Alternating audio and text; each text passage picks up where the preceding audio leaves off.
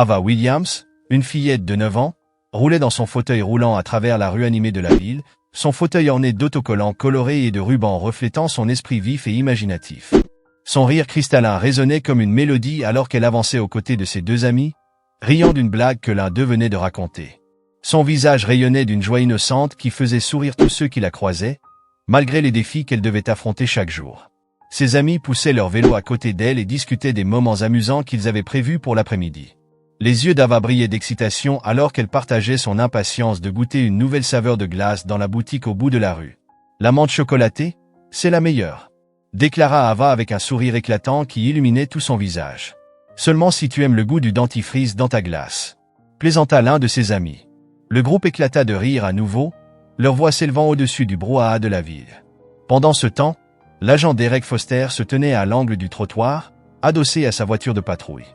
Avant même l'heure du déjeuner, il avait déjà dû gérer 3 plaintes pour nuisances sonores, un léger accident de la circulation et une dispute enflammée entre 2 vendeurs ambulants. Sa patience était à bout. Derek n'était pas un homme particulièrement grand, mais sa présence imposait une certaine autorité avec son expression sévère et la crispation de sa mâchoire. Son regard balayait la foule avec une sorte de rancéure contenue, toujours à l'affût du moindre problème, toujours prêt à voir le pire.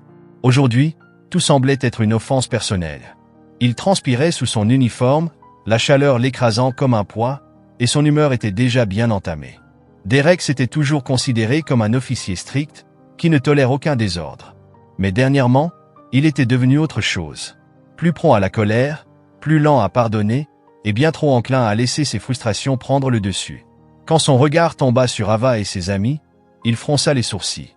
Leur rire résonnait dans ses oreilles comme des ongles sur un tableau noir. Alors qu'il s'approchait d'une devanture, le fauteuil roulant d'Ava heurta accidentellement une petite poubelle métallique, la renversant avec un bruit métallique retentissant. Le son se répercuta dans la rue, attirant les regards de plusieurs passants. Pour n'importe qui d'autre, ce n'aurait été qu'un incident mineur, un simple accident sans conséquence. Mais pour Derek, déjà irrité, ce fut la goutte de trop. Une vague de colère irrationnelle monta en lui, un flot d'amertume qui submergea tout bon sens. Sans réfléchir, il marcha à grands pas vers le groupe, son visage déformé par l'irritation. Ses lourdes bottes martelaient le trottoir alors qu'il approchait, et les amis d'Ava reculèrent instinctivement, leurs yeux s'écarquillant sous l'effet de la peur et de l'incompréhension. « Et qu'est-ce qui se passe ici ?» aboya Derek, sa voix grave et autoritaire tranchant l'air comme un fouet. « Vous trouvez ça drôle de salir la rue? Vous devriez apprendre à respecter les lieux publics. » Ava leva les yeux vers l'agent, son sourire s'effaçant pour laisser place à une expression de surprise et de peine. Elle ouvrit la bouche pour parler, sa voix douce et tremblante. « Je suis désolé, monsieur, c'était un accident, je n'ai pas. Épargne-moi ça. » Coupa Derek d'un ton sec, ne lui laissant pas le temps de finir.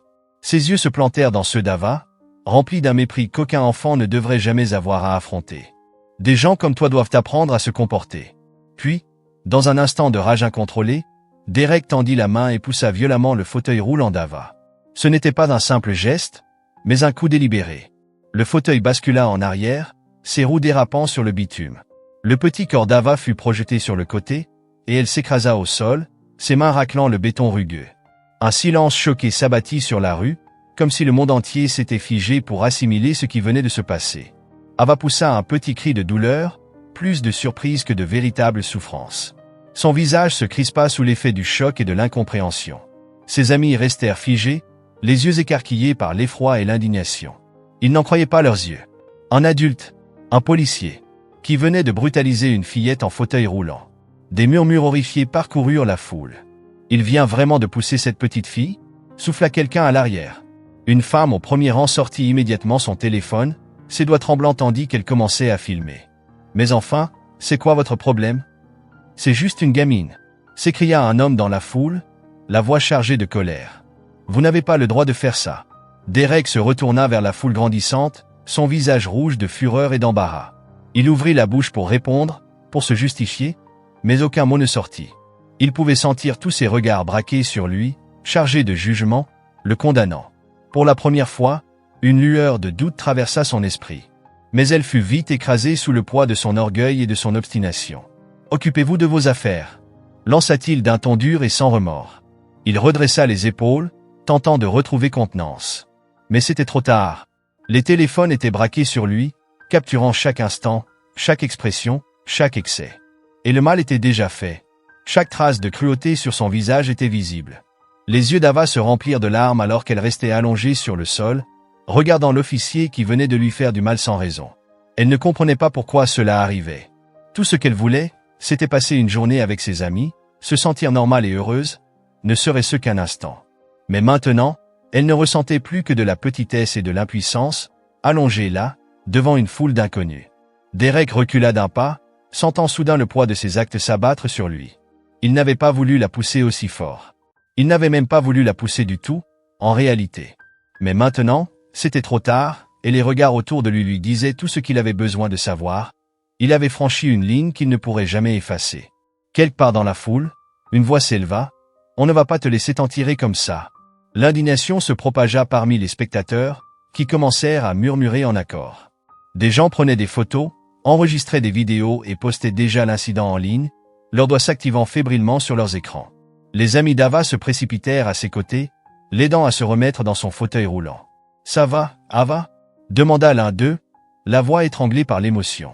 Ava hocha faiblement la tête, bien que ses yeux restent écarquillés de choc. Elle essaya de sourire, pour montrer à ses amis qu'elle était forte. Mais ses mains tremblaient et son cœur semblait se briser. Lorsqu'elle leva les yeux vers l'agent Derek Foster, tout ce qu'elle vit fut un homme rempli de haine. Elle ne comprenait pas pourquoi quelqu'un comme lui voudrait lui faire du mal. Le chapitre se termina sur un murmure tremblant d'Ava, à peine audible au-dessus du bruit de la rue. Pourquoi a-t-il fait ça? La vidéo de l'incident se propagea sur les réseaux sociaux comme une traînée de poudre, atteignant tous les recoins d'Internet en quelques secondes. En quelques minutes seulement, des gens du monde entier réagissaient aux images choquantes d'un policier projetant une enfant handicapée au sol. Le visage d'Ava, marqué par la peur, devint l'image qui captura les cœurs de millions de personnes. Les hashtags Justice pour Ava et Protégeons nos enfants commencèrent à apparaître sur toutes les grandes plateformes alors qu'une vague d'indignation montait en puissance. Les médias s'emparèrent rapidement de l'histoire, et bientôt, toutes les grandes chaînes d'information en firent leurs gros titres. La vidéo était diffusée en boucle, analysée sous tous les angles, avec des commentateurs exprimant leur choc et leur incrédulité. « Comment quelqu'un peut-il faire ça ?» s'exclama un présentateur, son visage un mélange de colère et de tristesse. « On parle d'une fillette de 9 ans, une enfant en situation de handicap, et c'est un policier, un homme censé la protéger, qui lui a fait ça. C'est inacceptable. » Sur les réseaux sociaux, les réactions oscillaient entre la colère, la tristesse et des appels à une justice immédiate. Des militants, des célébrités et des figures publiques prirent la parole, attisant encore davantage l'incendie médiatique. « C'est pour ça que nous nous battons pour le changement », écrivit un acteur célèbre sur Twitter. L'injustice, où qu'elle soit, est une menace pour la justice partout. Justice pour Ava. Des milliers de personnes partagèrent le message, leur voix collective devenant de plus en plus forte à chaque heure qui passait. Dans les foyers, les bureaux, les écoles et les lieux publics, tout le monde parlait de ce qui était arrivé à Ava Williams. La vidéo ne choquait pas seulement par la cruauté de l'acte en lui-même, mais aussi parce qu'elle révélait quelque chose de plus profond. L'échec d'un système censé protéger les plus vulnérables. Ce jour-là, des parents serrèrent leurs enfants un peu plus fort, imaginant ce qu'ils ressentiraient si c'était leur propre enfant qui avait été abandonné et blessé sur ce trottoir. Pendant ce temps, Jackson Williams était en pleine réunion stratégique au siège du FBI, une de ces réunions où chaque mot pouvait avoir des conséquences majeures. Il était concentré, son esprit entièrement absorbé par les détails d'une affaire sur laquelle son équipe travaillait depuis des mois. Soudain, il sentit son téléphone vibrer dans sa poche. Une fois, 2 fois, puis une dizaine de fois en rafale. Il essaya d'ignorer l'interruption, mais le bourdonnement insistant devint impossible à ignorer. Avec un soupir agacé, il jeta un coup d'œil à son écran, prêt à couper les notifications. Mais dès que son regard se posa sur l'écran, le sol sembla se dérober sous ses pieds. Le nom de sa fille était partout. Des dizaines de messages, des appels manqués, des alertes d'actualité. Tous portaient le même titre alarmant, Ava Williams attaquée par un policier. Son cœur s'arrêta net lorsqu'il ouvrit le premier lien vidéo. Il regarda, figé d'horreur, alors que l'agent dans la vidéo, un homme qu'il savait maintenant être Derek Foster, poussait violemment le fauteuil d'Ava, projetant sa petite fille au sol. Il rejoua le moment encore et encore, incapable de détourner le regard de son visage terrifié, de la façon dont son petit corps s'effondrait sur le trottoir, de la douleur et de la trahison dans ses yeux. Autour de lui, la salle sembla devenir silencieuse. Il n'entendait plus ses collègues, plus les discussions autour de lui. Tout ce qu'il voyait, c'était Ava. Sa douce et courageuse petite fille, blessé et seul.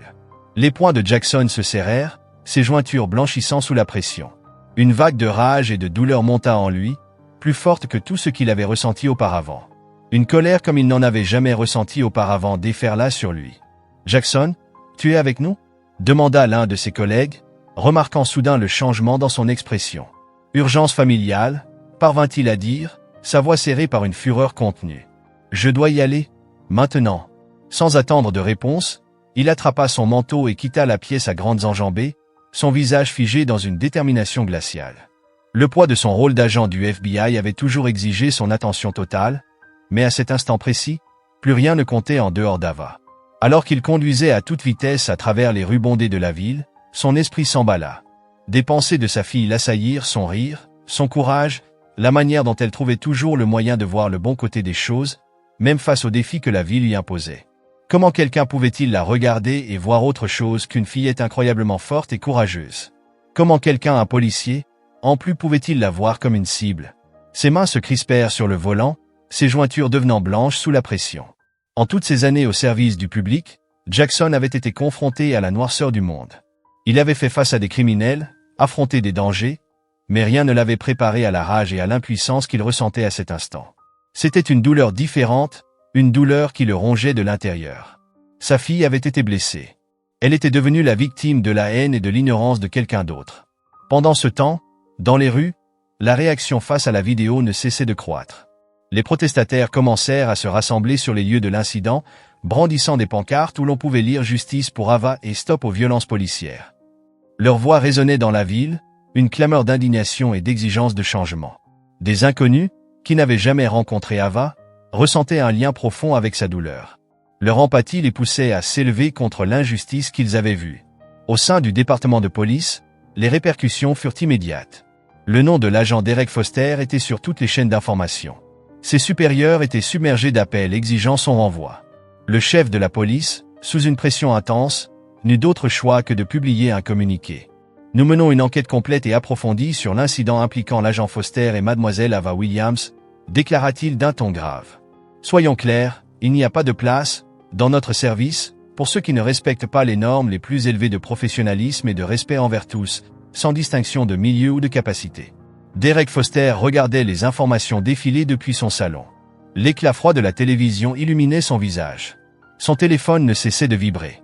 Des messages de collègues, d'amis, de personnes qu'il n'avait pas contactées depuis des années. Tous voulaient savoir ce qui s'était passé. Certains lui adressaient des mots de soutien. D'autres exprimaient leur déception. Quelques-uns le condamnaient ouvertement. Il lut chaque message, une sensation de vide lui nouant l'estomac. Lentement, il réalisa que sa vie ne serait peut-être plus jamais la même. Il pensa au visage de la petite fille, à l'expression de ses yeux, juste avant qu'elle ne touche le sol. L'espace d'un instant, une fraction de seconde, il ressentit quelque chose qui ressemblait à du regret. Un murmure de doute sur ses propres actes. Mais il l'enterra rapidement sous des couches de défensive et de déni. Elle a dépassé les limites, marmonna-t-il pour lui-même. Ils l'ont tous fait. Cette histoire prend des proportions absurdes. Pourtant, au fond de lui, Derek ne pouvait pas ignorer la peur grandissante. Il savait qu'il avait franchi une ligne dont il ne reviendrait jamais. Son emploi, sa réputation, tout ce qu'il avait bâti vacillait désormais au bord du gouffre. À cause d'un seul instant de colère. D'une seule décision irréfléchie qu'il ne pourrait jamais effacer. Au fil de la journée, la nouvelle arriva jusqu'à l'école d'Ava. Ses enseignants et ses camarades se regroupèrent dans les couloirs, murmurant entre eux au sujet de ce qui était arrivé à la fillette qu'ils admiraient tant. Ses amis étaient bouleversés, inquiets, ne sachant pas comment l'aider. Mais ils étaient déterminés à lui montrer leur soutien.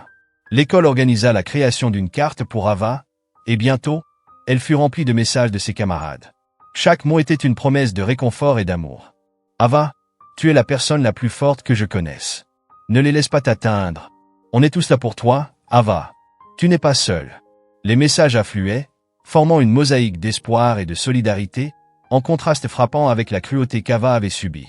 Ses amis, sa communauté, et même des inconnus du monde entier s'unissaient pour elle. Leur voix collective devenait une force puissante, réclamant justice, changement et un monde meilleur. Lorsque Jackson arriva enfin devant leur maison, il fut accueilli par une scène à laquelle il ne s'attendait pas. Des voisins et des amis étaient rassemblés dehors.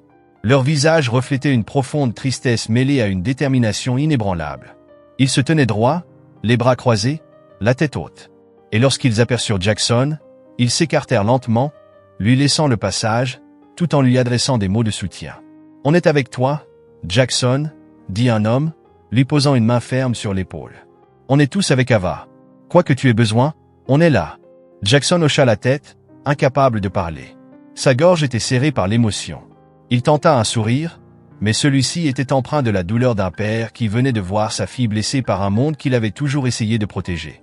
Jackson tenta de parler, mais il eut du mal à formuler ses mots. « Merci, » dit-il d'une voix à peine audible. « Je dois juste aller la voir. » Et puis, dans l'encadrement de la porte, elle était là. Ava, assise dans son fauteuil roulant, le regard un peu hagard, des ecchymoses visibles sur sa peau, mais essayant de se montrer forte pour lui. Ses yeux étaient rougis par les larmes, mais lorsqu'elle vit son père, un sourire traversa son visage malgré tout. « Papa » murmura-t-elle. Et ce simple mot, empli de confiance et de soulagement, brisa le cœur de Jackson en 1000 morceaux. Il tomba à genoux devant elle et l'enlaça fermement, la serrant contre lui comme s'il pouvait la protéger de tout le mal du monde. « Je suis là, ma chérie, » dit-il, la voix tremblante. « Je suis là, et je te promets que plus jamais personne ne te fera de mal. » Le monde extérieur pouvait être en feu, secoué par l'indignation et les appels à la justice, mais à cet instant précis, dans ses bras, seul comptait la sécurité de sa fille. Il savait qu'importe ce qui allait suivre, qu'importe la bataille qu'il aurait à mener, il la mènerait non seulement pour Ava, mais pour tous les enfants qui méritaient de grandir dans un monde sans peur et sans haine. Jackson Williams se tenait sur le perron de sa maison, toujours enlaçant sa fille, mais son esprit tournait à 1000 à l'heure. Le visage d'Ava, marqué par la douleur et la peur, l'image de son corps frêle projeté au sol par un homme censé la protéger. Une détermination froide et inflexible s'ancra en lui. Il n'était pas seulement son père. Il était aussi un agent du FBI. Un homme entraîné, méthodique, avec des ressources et des contacts capables de faire avancer les rouages de la justice. Il savait que cette affaire dépassait le cadre d'une offense personnelle. C'était le symbole de quelque chose de bien plus grand. Cela devait être confronté. Il se tourna vers Ava, lui caressa doucement les cheveux et remit en place une boucle rebelle derrière son oreille. « Ma chérie, je veux que tu restes ici avec tante Lisa pendant un moment, d'accord ?» Lisa, leur voisine au grand cœur qui avait toujours été comme une tante pour Ava, se tenait dans l'embrasure de la porte, le visage pâle, partagé entre la tristesse et la colère. Ava leva les yeux vers son père avec une confiance absolue et hocha lentement la tête. « Tu vas l'arrêter, papa ? L'homme qui m'a fait ça ?» demanda-t-elle, sa voix petite mais étonnamment ferme. Jackson sentit un nœud se former dans sa gorge. Il déposa un baiser sur son front et murmura « Je vais m'assurer qu'il ne puisse plus jamais blesser qui que ce soit. » Ces paroles étaient une promesse. Une promesse portée par l'amour d'un père et la force de sa détermination. Puis, il se retourna et partit. Son regard s'était durci. Son pas était précis, inébranlable. Il n'était plus seulement un père protégeant sa fille. Il était devenu un agent de justice, prêt à affronter l'homme qui avait franchi une ligne qu'on ne devrait jamais franchir. Il conduisit jusqu'au commissariat, ses mains crispées sur le volant, ses jointures blanches contre le cuir. Son esprit ne pensait qu'à une seule chose, tenir Derek Foster pour responsable. Les images de la vidéo repassaient en boucle dans sa tête. L'image d'Ava basculant de son fauteuil roulant. L'expression de terreur sur son visage. En tant qu'agent du FBI, Jackson avait été témoin de nombreuses horreurs, de crimes qui mettaient sa foi en l'humanité à rude épreuve. Mais rien n'était comparable à voir sa propre fille blessée. Quand il arriva devant le commissariat, il fut accueilli par une scène de chaos organisé. Des journalistes et des manifestants s'étaient amassés à l'extérieur. Les flashs des caméras illuminaient la rue tandis que les micros se tendaient, espérant capter une déclaration de quiconque en position d'autorité. Des pancartes peintes à la main s'agitaient au-dessus de la foule, portant des slogans comme « Justice pour Ava » et « Stop aux violences policières ». La tension était palpable. Un mélange de colère et de frustration planait dans l'air. Jackson ignora les journalistes qui l'interpellaient pour obtenir une déclaration. Son regard restait fixé sur l'entrée du commissariat. Une forteresse de pierre et de verre qui, aujourd'hui, symbolisait tout ce qui dysfonctionnait dans le système qu'il avait un jour cru juste. Il traversa la foule sans s'arrêter, ses larges épaules forçant un passage à travers la mer de manifestants. À l'intérieur, l'atmosphère était différente mais tout aussi tendue. Des officiers allaient et venaient, échangeant des murmures nerveux. Certains se lançaient des regards inquiets. Les actions de Derek Foster et la tempête médiatique qui en résultait s'étaient répandues dans les rangs de la police, et tout le monde sentait que la ligne bleue risquait d'être mise à l'épreuve. Jackson s'avança jusqu'à l'accueil, où une jeune agente assise derrière un bureau le regarda avec des yeux écarquillés. Elle le reconnut immédiatement. « Agent Williams » balbutia-t-elle, tentant de garder une contenance. « Comment puis-je? Où est-il » La coupa Jackson, sa voix calme mais empreinte d'une autorité indiscutable. La jeune femme déglutit, son regard vacillant vers une pièce vitrée sur le côté. Derrière la paroi en verre, Derek Foster était assis seul à une table. Son visage était livide. Ses mains étaient croisées devant lui, son regard fixé sur elle, comme si la réalité de ses actes venait enfin de le frapper de plein fouet. Sans attendre d'autorisation, Jackson s'avança d'un pas ferme. Ses pas résonnaient dans le commissariat soudainement silencieux. Les officiers présents cessèrent ce qu'ils faisaient, leur regard rivé sur la scène qui se déroulait devant eux. Ils savaient tous qui était Jackson Williams. Non seulement un agent du FBI, mais un homme dont la réputation de chercheur inlassable de justice était légendaire. Un homme qui ne reculait jamais devant ce qui était juste. Il ouvrit la porte de la salle d'interrogatoire avec une telle force qu'elle claqua violemment contre le mur. Derek leva brusquement la tête, sursautant sous l'effet de la surprise. Ses yeux s'agrandirent en voyant Jackson entrer. L'espace d'un instant, une ombre de peur traversa le visage de Derek. Mais il la chassa rapidement, affichant un rictus de défi, essayant de conserver un semblant de contrôle. « Toi » La voix de Jackson était un grondement bas, menaçant, le genre de ton qui glaçait le sang de ceux qui l'entendaient. « Tu as osé poser tes mains sur ma fille. » Derek tenta de se lever, ses mains tremblant légèrement. Mais Jackson abattit sa paume sur la table avec une telle force que Derek sursauta et retomba lourdement sur sa chaise. Le bruit résonna dans la petite pièce comme le coup d'un marteau de juge prononçant une sentence irrévocable. « Tu as blessé une enfant de 9 ans. » Une enfant. La voix de Jackson monta d'un cran. Quel genre d'homme fait ça? Quel genre de lâche s'en prend à une gamine en fauteuil roulant? Derek, d'abord arrogant, sentit son masque se fissurer sous le poids des paroles de Jackson. Pendant ce temps, dans la salle d'attente du commissariat, l'agitation grandissait. Des officiers se regroupaient, échangeant des murmures remplis d'excitation et de malaise. L'affaire avait fait le tour des bureaux. Ils avaient tous vu la vidéo, pour la plupart plusieurs fois. Et la prise de conscience de la gravité de la situation était inscrite sur leur visage. Certains affichaient de la déception, d'autres de l'incrédulité. Quelques-uns semblaient presque soulagés que Derek paye enfin pour ses actes. « Tu y crois, toi » chuchota un officier à son collègue en secouant la tête. « À une gamine en fauteuil roulant? Qu'est-ce qui lui est passé par la tête? »« Je savais que Derek était brutal, » répondit l'autre, sa voix teintée de choc et de dégoût. « Mais ça, c'est un autre niveau. Il est fini. Il ne s'en remettra jamais. » Dans le bureau du capitaine, le chef Randall Dixon était assis, les mains jointes devant lui, le front plissé par la frustration. C'était un vétéran qui en avait vu d'autres. Des scandales, il en avait géré. Mais celui-ci était différent. Plus personnel, plus destructeur. Un coup frappé à la porte ne le surprit pas. Entrez. Et ses pires craintes furent confirmées. Derek entra, le dos raide, essayant de se donner une contenance. Il leva les yeux vers le chef Dixon, l'homme qui avait été son mentor. Celui qui lui avait évité des ennuis plus de fois qu'il ne pouvait compter. Mais aujourd'hui, il ne vit que de la déception et de la colère dans son regard. « Derek, » commença Dixon d'une voix lourde, « as-tu seulement la moindre idée de ce que tu as fait ?»« Chef, c'était un accident, » répondit Derek précipitamment, la panique pointant dans son ton. « Je n'ai pas voulu la blesser, la situation m'a échappé. » Le chef Dixon répéta ces mots, sa voix plus forte. « La situation t'a échappé ?» Il frappa violemment la main sur son bureau.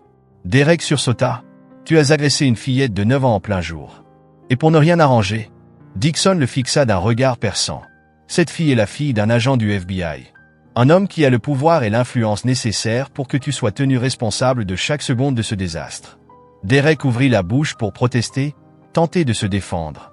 Mais le chef leva la main, lui coupant la parole. « Je t'ai défendu, Derek. » Sa voix était plus basse, mais chargée d'un poids qui blessa plus que la colère. « J'ai pris ta défense quand d'autres disaient que tu étais trop brutal. Quand on me disait que tu allais trop loin, j'ai préféré te donner le bénéfice du doute. Encore et encore, parce que je croyais que, au fond, tu étais un bon flic. » Dixon secoua la tête. « Mais ça, il n'y a aucune excuse. Aucune. » Derek, d'une voix brisée, murmura. « Je ne savais pas que c'était sa fille. » Le regard du chef Dixon se durcit. « Et ça devait avoir de l'importance? Ça aurait été acceptable si ce n'était pas la fille d'un agent du FBI? Tu te serais senti justifié si ça avait été une enfant inconnue, un simple gosse des rues? C'est ça, le genre de flic que tu veux être, Derek? Le genre qui ne se soucie des conséquences que quand il doit en subir lui-même? Derek sentit le sang quitter son visage. Il savait que le chef avait raison, que rien ne pouvait justifier ce qu'il avait fait. Mais il était trop fier, trop obstiné pour l'admettre. Alors, il laissa le silence s'installer. Un silence lourd, accablant, rempli de tout ce qu'il n'osait pas dire. Son silence parlait pour lui, ses yeux fixés sur le sol.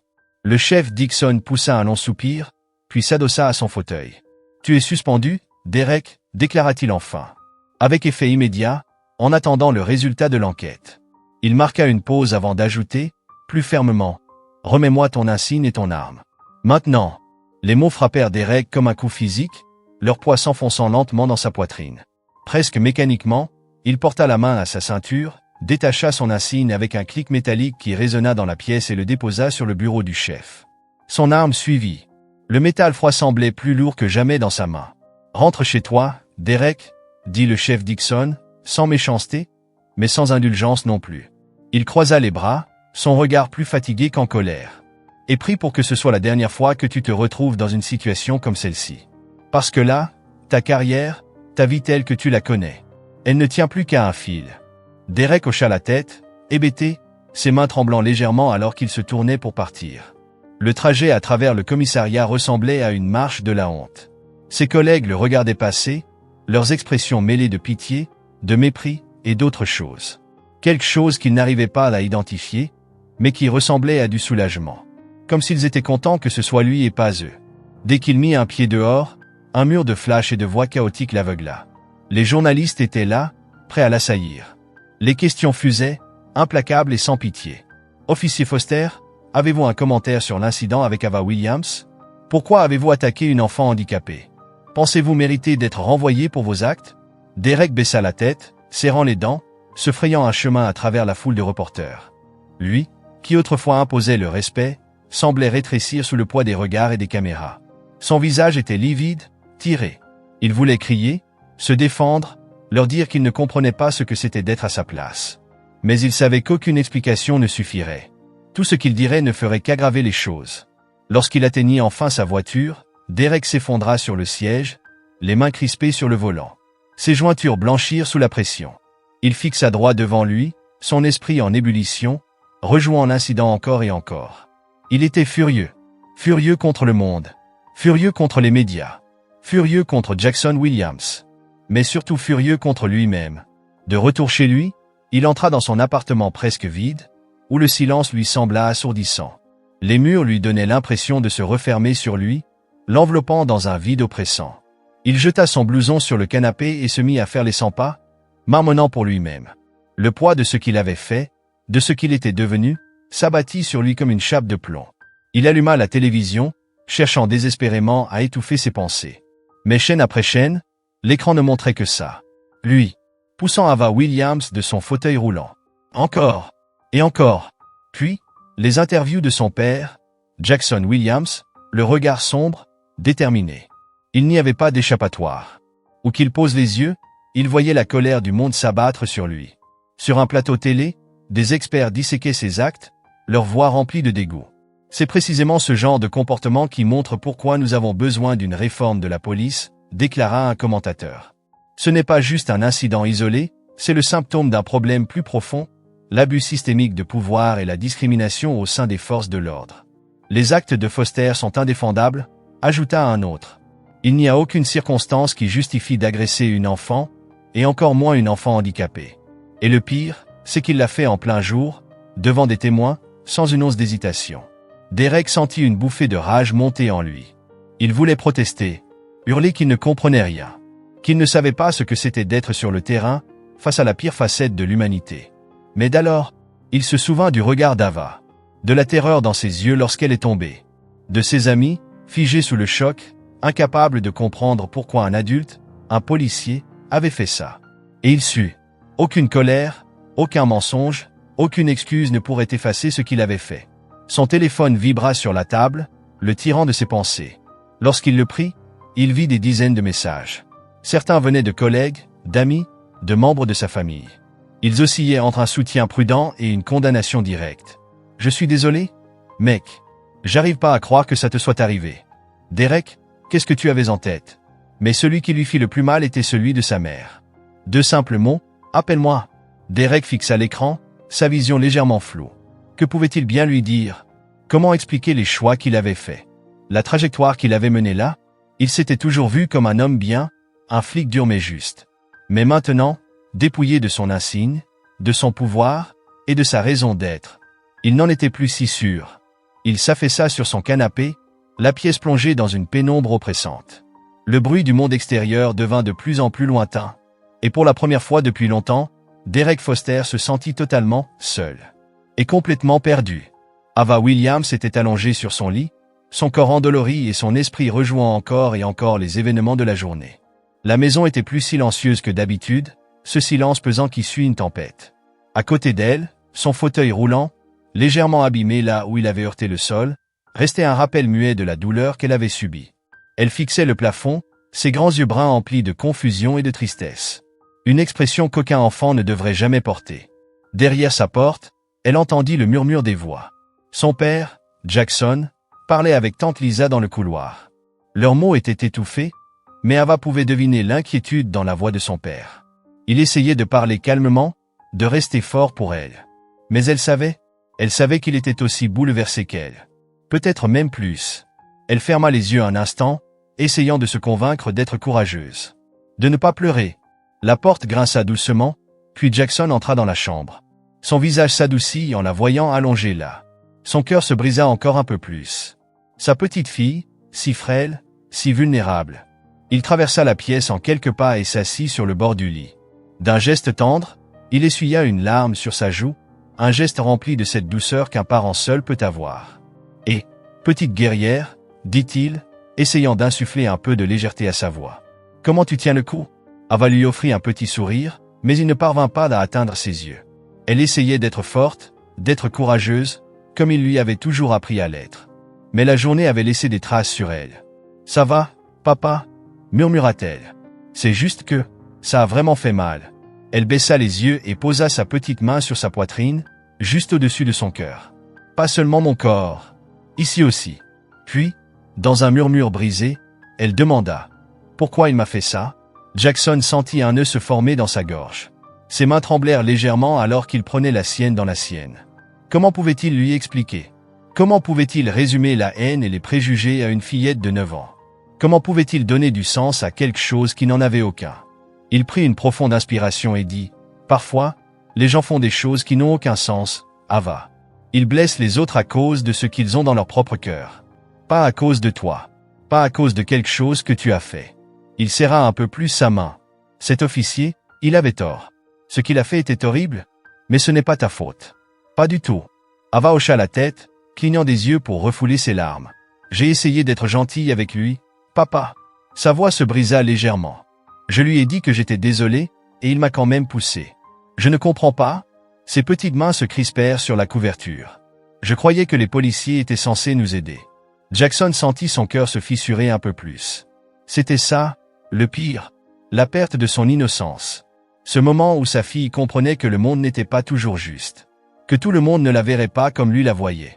Une lumière magnifique, brillante. Il serra la mâchoire, essayant de garder sa voix stable. Ils sont censés aider, admit-il, sa voix chargée d'émotion. Mais parfois, ils oublient pourquoi ils font ce métier. Parfois, ils laissent leur colère et leur peur prendre le dessus. Et ils font des erreurs terribles. Il posa une main sur son épaule fragile. Mais écoute-moi bien, Ava. Tu es plus forte que toute la haine qu'il a en lui. Ton cœur est assez grand pour briller, même dans les moments les plus sombres. Ava leva les yeux vers lui, cherchant des réponses dans son regard. Qu'est-ce qui va lui arriver? Demanda-t-elle à voix basse. Jackson prit une profonde inspiration, luttant contre la colère qui menaçait de remonter. Il va être tenu responsable, ma chérie. Les gens comme lui ne peuvent pas blesser les autres sans en subir les conséquences. Il posa un baiser sur son front. Mais je te le promets, je ne laisserai plus jamais quelqu'un te faire du mal. Ava resta silencieuse un moment, ses sourcils froncés dans une réflexion profonde. Puis, d'une voix trop sage pour son âge, elle murmura « Je ne veux pas le haïr, papa. Je ne veux pas être comme lui. Je veux être meilleur que ça. » Jackson sentit son souffle se bloquer. Il fixa sa fille, émerveillé par la force et la grâce dont elle faisait preuve malgré tout ce qu'elle avait traversé. Un mélange d'amour et de fierté enfla dans sa poitrine, si puissant qu'il en eut presque le souffle coupé. Il lui serra la main, les yeux brillants. « Tu le hais déjà, Ava ?» murmura-t-il. « Tu le hais déjà. » Plus tard dans la soirée, alors que la maison s'était calmée et que les visiteurs étaient partis, Ava s'assit à son petit bureau. Elle prit une feuille et un crayon, ses mains encore tremblantes des événements de la journée. Elle réfléchit un moment, son esprit tourbillonnant entre peur, colère, confusion. Et autre chose, quelque chose de plus doux, qu'elle n'arrivait pas à nommer. Puis, avec détermination, elle se mit à écrire. Les mots vinrent lentement au début, mais bientôt ils coulèrent, chacun portant un morceau de son cœur.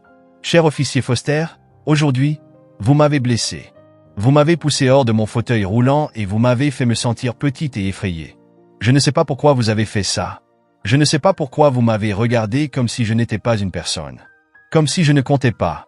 Mais je veux vous dire comment ça m'a fait me sentir. » Ava fit une pause, prit une grande inspiration, puis continua à écrire. « Je peux faire tout ce que je veux, tant que je m'en donne les moyens. Et j'ai de l'importance. Mon papa dit que les gens qui blessent les autres sont souvent eux-mêmes blessés. Est-ce vrai? As-tu mal, au fond de toi ?» Ava s'arrêta d'écrire un instant, fixant les mots sur la page. Puis, après un moment d'hésitation, elle ajouta « Je ne veux pas te haïr. Je ne veux pas être comme toi, rempli de colère et de méchanceté. Je veux être gentille, même quand les autres ne le sont pas avec moi. J'espère qu'un jour, tu comprendras que la méchanceté ne rend pas plus fort. Elle rend juste seule. » Ava signa son nom au bas de la lettre, puis la contempla longuement. Elle savait qu'elle n'aurait peut-être jamais de réponse à ses questions. Mais les écrire lui donnait un certain soulagement. Un sentiment de légèreté, de courage retrouvé. C'était sa façon à elle de reprendre un peu du pouvoir qui lui avait été arraché aujourd'hui. Plus tard dans la nuit, Jackson revint voir comment elle allait. Lorsqu'il entra dans sa chambre, il la trouva endormie sur son bureau, la lettre toujours serrée dans sa main. Avec une douceur infinie, il la souleva, la portant jusqu'à son lit, puis l'aborda avec la tendresse d'un père. En se penchant pour déposer un baiser sur son front, son regard tomba sur la lettre posée sur le bureau. Dans la lumière tamisée de sa veilleuse, il en distingua les mots. Il la prit et la lut en silence. Ses yeux se remplirent de larmes, des larmes qu'il ne chercha même pas à essuyer. Les mots d'Ava étaient une révélation. Un rappel de la force et de la grandeur d'âme de sa petite fille. Malgré la douleur et la peur, elle avait choisi l'amour. Elle avait choisi de comprendre, plutôt que de haïr. Elle voulait être meilleure que ceux qui lui avaient fait du mal. Jackson plia soigneusement la lettre et la glissa dans sa poche. Il savait que ce n'était que le début d'un long chemin. Un chemin vers la guérison. Un chemin vers la justice. Et peut-être, un jour, vers le pardon. Il se fit la promesse de garder ce message avec lui. Pas seulement dans sa poche, mais dans son cœur. Comme un rappel constant de la force et de la bonté incroyable de sa fille. Il s'assit à son chevet, veillant sur elle longtemps après qu'elle se soit endormie. Écoutant sa respiration calme, regardant son petit corps se soulever doucement à chaque souffle. Dehors, le monde était rempli de chaos et de ténèbres. Mais ici, dans cette chambre, il y avait la paix. Il y avait l'espoir. Et Jackson sut, à cet instant, que peu importe les obstacles à venir, ils les affronteraient ensemble. Parce qu'Ava était plus qu'une petite fille. Elle était sa lumière, son inspiration. Et tant qu'elle croyait en la gentillesse, en l'amour, et en le pouvoir d'être meilleure que ceux qui tentaient de les abattre. Ils iraient bien. Non, ils s'élèveraient au-dessus de tout. Plus tard, dans la nuit, Jackson était assis à la table de la salle à manger. Ses mains, habituellement si stables, tremblaient légèrement alors qu'il triait les papiers étalés devant lui. Son esprit était un tourbillon d'émotions, de la colère, de la détermination, et une tristesse dévorante en pensant à ce que sa fille avait enduré. Les événements des dernières heures l'avaient laissé en plein tumulte. Et maintenant, il cherchait désespérément un moment de calme. Chaque photo d'Ava dans son téléphone lui paraissait différente. Chaque image de son sourire lumineux lui rappelait ce pourquoi il se battait. Il avait toujours su que son métier viendrait avec son lot de défis, qu'il serait confronté à des dilemmes moraux. Mais ça, c'était différent. C'était personnel. Voir sa propre fille devenir la victime d'une telle cruauté. Cela avait allumé un feu en lui, une rage qu'il ne pouvait éteindre. Il saisit son téléphone et composa un numéro qu'il connaissait par cœur. Ses doigts étaient fermement ancrés, malgré le tumulte dans sa poitrine. La ligne sonna une fois, puis deux, puis une voix familière décrocha. « Williams », répondit la voix grave de Kenneth Lawson, agent spécial et l'un des plus vieux amis de Jackson. Ils avaient traversé tant d'affaires ensemble. Et s'il y avait une seule personne sur qui Jackson pouvait compter, c'était Ken. « J'ai besoin de ton aide », dit Jackson, sa voix basse mais brûlante d'une fureur contrôlée. De l'autre côté de la ligne, le silence tomba. « Tout ce que tu veux, mec ?» répondit Lawson sans hésiter. « Dis-moi ce qui se passe. »« C'est à propos de ma fille, Ava ?» dit Jackson. Il entendit l'inspiration brusque de Lawson à l'autre bout. « Elle a été attaquée hier. Par un flic.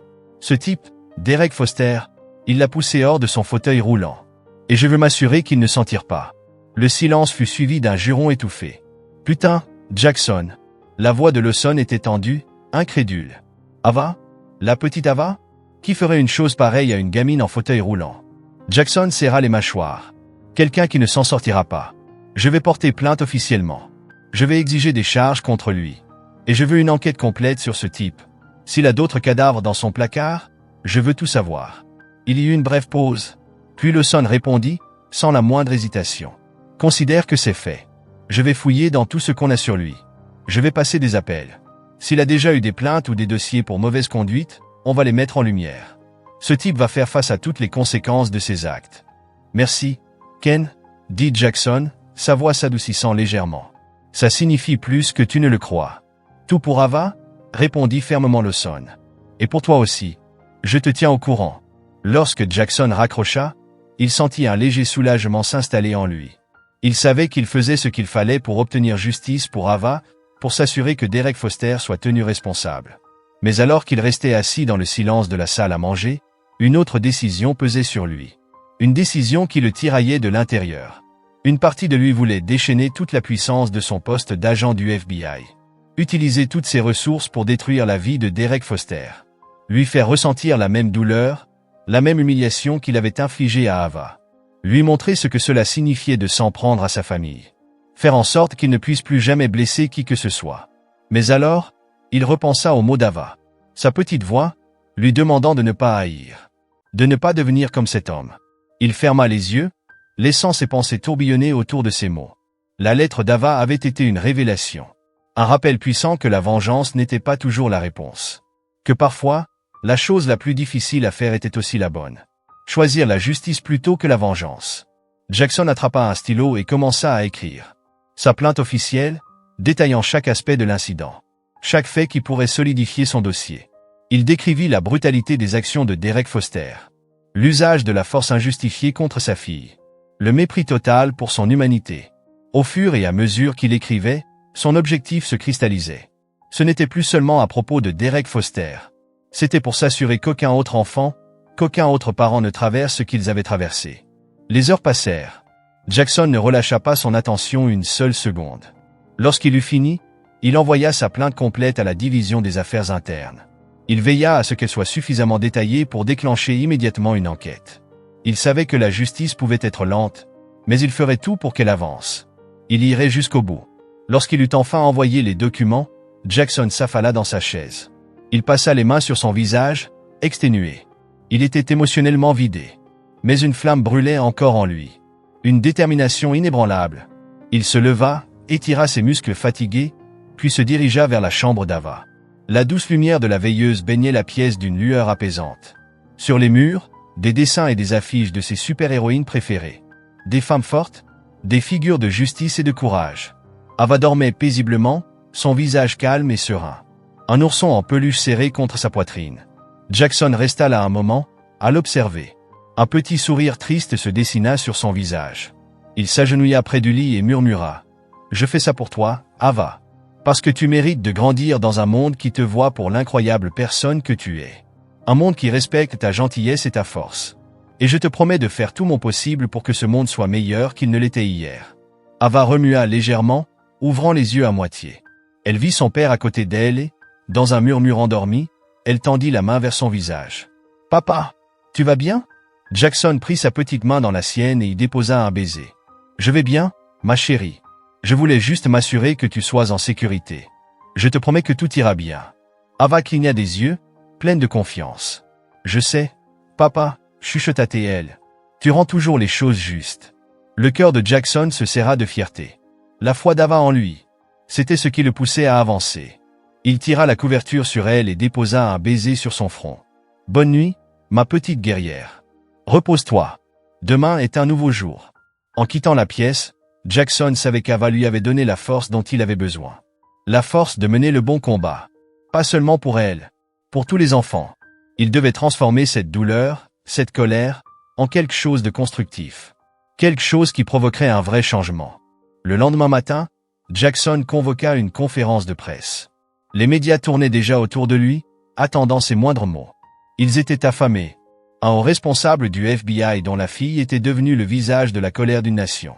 Ils voulaient voir comment il allait réagir. Jackson se tint au podium, fixant la mer de caméras et de journalistes.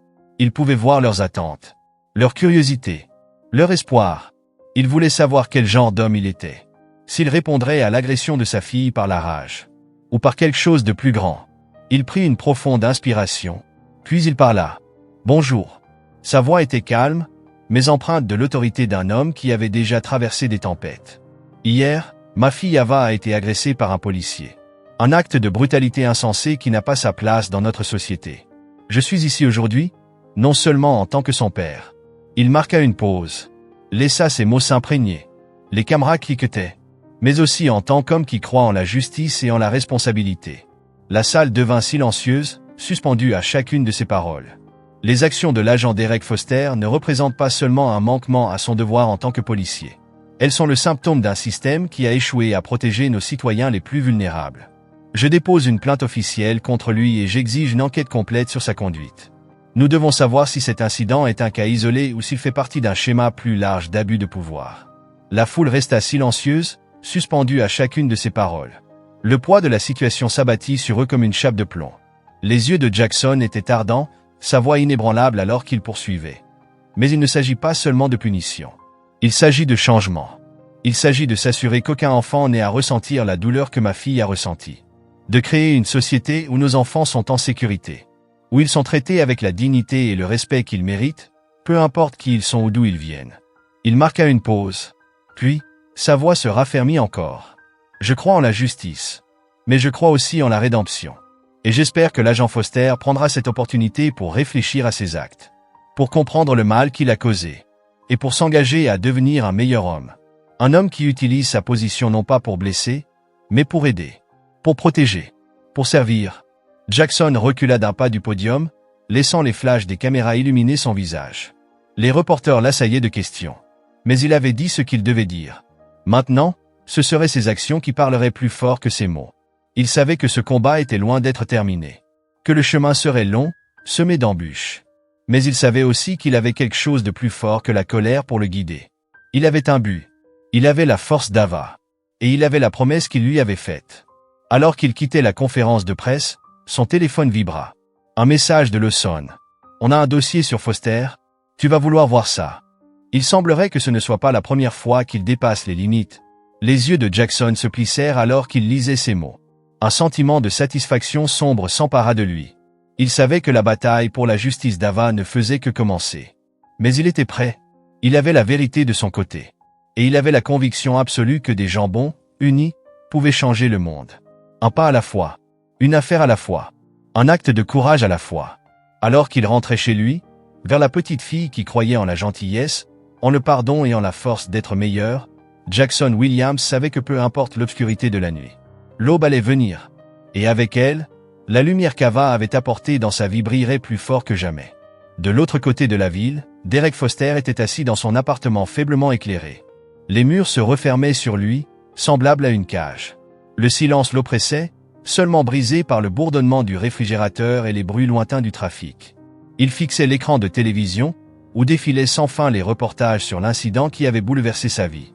Son propre visage lui renvoyait un regard vide et froid. Le visage d'un homme devenu le symbole de tout ce qui dysfonctionnait dans le système. Chaque titre qui passait à l'écran lui tordait l'estomac. L'agent Derek Foster suspendu après l'agression d'une enfant handicapée. Un mélange de honte, de peur et de ressentiment lui nouait l'estomac. La colère qu'il dirigeait autrefois vers le monde, vers ceux qu'il blâmait pour ses échecs, se retournait maintenant contre lui-même. Il ne pouvait plus échapper à la vérité de ce qu'il avait fait. Aussi fort qu'il essayait de la rationaliser. Son téléphone vibra encore. Il le prit à contre-cœur et parcourut les dizaines de messages dans sa boîte de réception. Des collègues, des amis, des gens qui, hier encore, le soutenaient. Aujourd'hui, il s'éloignait. « Derek, à quoi tu pensais? Tu es allé trop loin cette fois? C'est dégoûtant. Je te respectais, mais maintenant, Je regrette même de t'avoir défendu. Ne me contacte plus jamais. Je ne peux pas être associé à quelqu'un comme toi. » Derek serra le poing et jeta son téléphone à travers la pièce. Il glissa sur le sol, s'arrêtant contre le mur vide. Le silence qui suivit était assourdissant. Un rappel brutal de sa solitude. Il avait passé des années à bâtir une image de dureté. Un flic intransigeant, qui ne tolérait rien. Mais maintenant, cette image était en miettes. Réduite en poussière, à l'instant où il avait franchi une ligne qu'il ne pourrait jamais effacer. Derek se pencha en avant, les coudes sur les genoux, et enfouit son visage dans ses mains. Il se sentait comme un homme en train de se noyer, essayant désespérément de respirer, mais incapable de remonter à la surface. Pendant des années, il s'était dit qu'il ne faisait que son travail, qu'il maintenait l'ordre dans un monde chaotique. Mais ce soir-là, seul, face à lui-même, il ne pouvait plus nier ce qu'il était devenu. Pas un gardien de la paix, pas un homme de loi, mais un exécuteur de sa propre amertume et frustration. Un homme qui avait laissé sa colère guider ses actes. Il ferma les yeux, et tout ce qu'il vit, c'était Ava, son regard empli de choc et de douleur. Sa peur, sa trahison. Cette image le hantrait plus que tout. Ce n'était pas seulement la colère d'un enfant qui avait été blessé. C'était la tristesse, la confusion de quelqu'un qui ne comprenait pas pourquoi le monde pouvait être aussi cruel envers elle. Et ce regard, cette expression vulnérable, était comme un miroir. Un miroir qui lui renvoyait en pleine face la laideur qu'il portait en lui. L'esprit de Derek vagabonda vers son propre passé, vers les cris de son père résonnant dans leur petite maison exiguë où il avait grandi. Son père avait toujours été en colère contre le monde, en colère contre ceux qui l'accusaient de lui avoir tout pris. Il blâmait tout le monde pour ses échecs, pour la vie qu'il pensait mériter mais qu'il n'avait jamais eue. Derek avait grandi nourri de cette amertume, écoutant les ruminations incessantes de son père. Le monde est contre nous. Les gens qui ne te ressemblent pas, qui ne pensent pas comme toi, ce sont eux les responsables. Son père lui répétait sans cesse, d'une voix rauque, ne les laisse pas marcher sur toi, gamin. Tu dois leur montrer qui est le patron. Tu dois les remettre à leur place, avant qu'ils ne mettent la tienne en miettes. Derek avait absorbé ces leçons comme une éponge. Il les avait emportées avec lui à l'âge adulte. Il les avait intégrées dans son métier de policier. Il avait cru être fort. Il avait cru se protéger du désespoir et de l'échec qui avait marqué la vie de son père. Mais aujourd'hui, assis dans son appartement plongé dans l'ombre, Derek comprenait la vérité amère. Tout ce qu'il avait fait, c'était hériter de la haine de son père. Adopter sa vision étroite du monde. Et en faisant cela, il était devenu exactement ce qu'il avait juré ne jamais être. Un homme qui laissait sa colère dicter ses actions. Un homme qui blessait les autres pour masquer sa propre souffrance. Il fut tiré de ses pensées par un coup frappé à la porte. Le bruit, fort et soudain, le fit sursauter. Son cœur s'accéléra. Il n'attendait personne. Pas après tout ce qui s'était passé. Hésitant, il se leva lentement et s'approcha de la porte. Il regarda par le Judas. C'était sa mère. Derek resta immobile, sa main sur la poignée, son esprit tourmenté. Il ne l'avait pas vue depuis des mois. Il ne lui avait presque pas parlé depuis encore plus longtemps. Elle était la seule personne dans sa vie qui avait toujours cru en lui. Celle qui avait toujours espéré qu'il serait meilleur que son père. Et maintenant, il ne savait pas s'il pouvait faire face à sa déception. Dans un long soupir, il ouvrit enfin la porte. Sa mère était là, le visage marqué par l'inquiétude et la tristesse. Ses yeux scrutaient les siens, cherchant une lueur d'espoir. Sans un mot, elle entra et posa une main douce sur sa joue. « Derek » murmura-t-elle, la voix tremblante. « Qu'as-tu fait » Les mots le frappèrent comme un coup de poing. Il ouvrit la bouche pour parler, pour se défendre. Mais tout ce qui en sortit fut un murmure étranglé. « Maman, je... » Elle secoua la tête, les larmes gonflant dans ses yeux. « Je t'ai élevé pour que tu sois meilleur que ça. Je croyais que tu étais différent de ton père. Je pensais que tu avais appris de ses erreurs. » Derek baissa la tête, incapable de soutenir son regard. « Je pensais que je me protégeais, » finit-il par dire, sa voix vide de toute émotion. « Je pensais être fort, que j'avais le contrôle. » Il serra les poings. « Mais tout ce que j'ai fait, c'est blesser les gens. Les repousser. » Sa mère prit ses mains dans les siennes, les serrant fermement. « Tu dois réparer ça, Derek » dit-elle avec une intensité douce mais ferme. « Pas pour moi, pas pour les autres. Pour toi. Tu dois affronter ce que tu as fait.